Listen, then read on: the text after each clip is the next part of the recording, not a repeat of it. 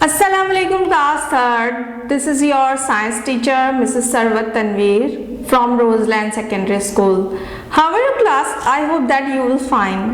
Class जैसा कि आप लोग जानते हैं कि आजकल बहुत सर्दी हो रही है और जो है अब मुझे पता है आप लोगों को भी बहुत ज़्यादा सर्दी लग रही है। तो आप अपनी बॉडी को वार्म करने के लिए क्या करते हैं? डेफिनेटली जब बॉडी को हीट मिलेगी तो आपकी बॉडी वार्म हो जाएगी। तो क्लास आज हमारा जो यूनिट है वो है हीट। क्या है? हीट। हीट क्या है? हीट एक्चुअली एनर्जी की काइंड है। जैसे कि प्रीवियस क्लासेस में हमने पढ़ा है कि हीट की के बारे में, तो हीट भी जो क्या है एनर्जी की एक काइंड है या इसकी एक टाइप है। तो हीट एनर्जी हमें कहाँ से मिलती है? हीट एनर्जी हमें फायर के जरिए से हासिल होती है। देखें आपको ब्लैक बोर्ड पे फायर की पिक्चर नजर आ रही है। फायर जो है हमें ना सिर्फ हीट देती है बल्कि हमें लाइट भी प्रोवाइड करती है। इसके अलावा हीट के और भी बहुत सारे सोर्सेज हैं जिसके ज़रिए से हमें हीट मिलती है, जैसे कि सन, ये हमारी नेचुरल सोर्स ऑफ हीट है। और इसके अलावा burning wood, coal, papers, oil और इसी तरह गैस वगैरह जब ये बर्न होते हैं तो हमें कौन सी एनर्जी मिलती है? हमें मिलती है हीट एनर्जी। अब ये जो हीट की एनर्जी है ये हमारे लिए बहुत ज़्यादा यूज़फुल है। किस तरह? आप जैसे घर में खाना खाते हैं तो मम्मा किचन में खाना कैसे बनाती हैं? मम्मा किचन में खाना डेफिनेटली चूल्हे पे रखती हैं तो फायर के ज़रिए से आपका खाना पक जाता है। तो इस तरह हमारे लिए हीट जो है यूज़फुल है। इसके अलावा आपने देखा होगा मम्मा आपका यूनिफॉर्म प्रेस करती हैं आयरन के ज़रिए से। तो ये आयरन के ज़रिए से जब यूनिफॉर्म प्रेस कर रही हैं तो वो क्या है? वो भी इलेक्ट्रिक एनर्जी जो होती है आयरन में वो हीट एनर्जी में कन्वर्ट हो जाती है और आपका काम मुकम्मल होता है। इसी तरह आपने स्टीम इंजन के बारे में तो सुना ही है। उसमें जब बहुत ज़्यादा कोल डाला जाता है तो वो बर्न होने के बाद हीट प्रोड्यूस करता है और ये हीट स्टीम इंजन को आगे जो है चलने में मदद करता है। कोई भी जो चीज़ होती है जब उसे काम करना होता है तो उसे किस चीज़ की ज़रूरत होती है? उसे एनर्जी की ज़रूरत होती है। और बात करें इंसानों की या ह्यूमन बीइंग्स की तो हम भी जो हैं हमें भी काम करने के लिए, चाहे हम चलना हो, फिरना हो, हमें कुछ चीज़ याद करनी हो, हमें साइकिलिंग करनी हो, इवन के हमें जब सोना भी होता है तो उसके लिए भी एनर्जी की ज़रूरत होती है। और ये एनर्जी कहाँ से हासिल होती है? ये एनर्जी डेफिनेटली हमें फूड के ज़रिए से हासिल होती है।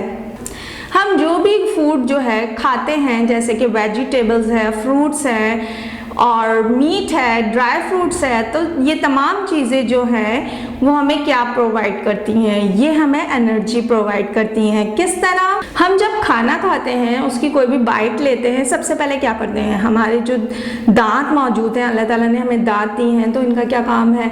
तो पहले तो इन्हें ये कट करता है, फिर उसके बाद जो है ग्राइंड करना शुरू कर देते हैं हम जो भी फूड खाते हैं। उसके बाद हमारे मुंह में स्लाइवा मौजूद होता है और ये स्लाइवा क्या करता है? ये हमारे जो फूड है इसको मज़ीद सॉफ्ट करता है और मज़ीद जो है इसको बारीक जो है कर देता है। फिर उसके बाद ये जो फूड है हमारे स्टमक में जाता है। स्टमक में जाने के बाद जब इसे ऑक्सीजन मिलती है, ऑक्सीजन हमें कहाँ से मिलती है? ऑक्सीजन हमें एयर के ज़रिए से मिलती है। जब हम सांस लेते हैं तो बॉडी के अंदर ऑक्सीजन मौजूद होती है। जब इस फूड को ऑक्सीजन मिलती है तो ऑक्सीजन क्या करती है? इस फूड को बर्न कर देती है और बर्न करने के बाद ये जो फूड है वो कन्वर्ट हो जाता है किसमें? वो कन्वर्ट हो जाता है एनर्जी की फॉर्म में। इस तरह हमें फूड के ज़रिए से एनर्जी मिलती है और ये मॉलिक्यूल्स की मूविंग की वजह से हीट प्रोड्यूस होती है। कुछ चीज़ें ऐसी होती हैं जिनमें हीट ज़्यादा होती है और कुछ चीज़ों में हीट कम होती है।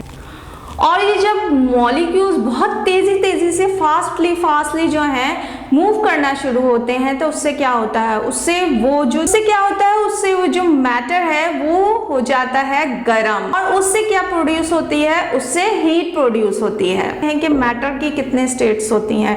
मैटर की 3 स्टेट्स होती हैं। कौन कौन सी? Solid, liquid and gas. और आप क्या ये बात जानते हैं कि वाटर जो है ये तीनों स्टेट में पाया जाता है? कैसे? आइस क्यूब की फॉर्म में अगर वाटर मौजूद है तो वो क्या कहलाएगा? जो आइस क्यूब होते हैं वो वाटर की सॉलिड फॉर्म है। जब वो चेंज हो जाता है, उसको हीट मिलती है, तो ये आइस क्यूब किस में कन्वर्ट हो जाते हैं? ये कन्वर्ट होकर वाटर में कन्वर्ट हो जाते हैं। और अगर इनको वाटर को मजीद जो है हीट प्रोवाइड की जाए तो ये वाटर वेपर या गैस में कन्वर्ट हो जाते हैं। क्या ये आप जानते हैं कि हॉट वाटर के मॉलिक्यूल्स बहुत तेजी से मूव करते हैं, जबकि कोल्ड वाटर के मॉलिक्यूल्स बहुत स्लोली मूव करते हैं? ये जानने के लिए चलें हम एक एक्सपेरिमेंट करते हैं। अच्छा क्लास, अब यहाँ 2 हमें कप नज़र आ रहे हैं, ट्रांसपेरेंट कप। अब इसमें हम एक कप में मैं डालूंगी ठंडा पानी। ये देखें, मैं ठंडा पानी डाल रही हूँ इसमें, ठीक है।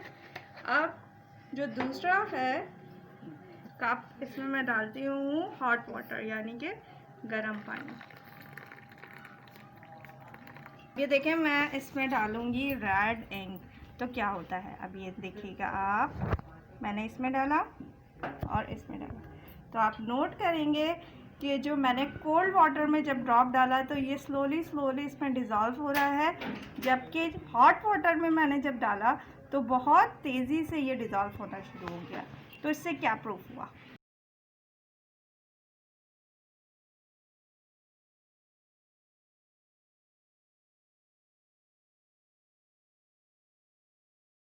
आपने इस एक्सपेरिमेंट में क्या देखा?